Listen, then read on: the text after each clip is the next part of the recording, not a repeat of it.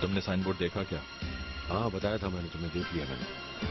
आखिरकार आदिल ने वो कर ही दिया जो वो करना चाहता था। हाँ।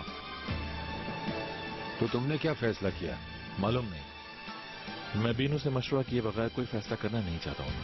तुम्हारी बीनू से बात हुई? नहीं।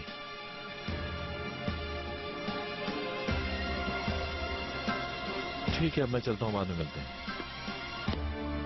करीम, आज रात के डिनर पे आ रहे हो ना तुम? नहीं।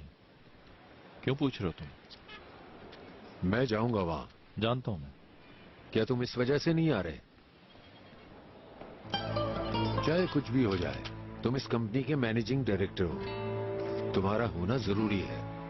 ये कोई शर्त तो नहीं है? ये शर्त तो नहीं है, लेकिन तुम्हारा होना जरूरी है, तुम्हें सोचना चाहिए।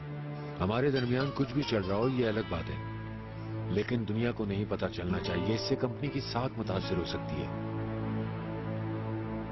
ओनर, मैं अभी बीनू के अलावा कुछ और सोचने की पोजीशन में नहीं हूं।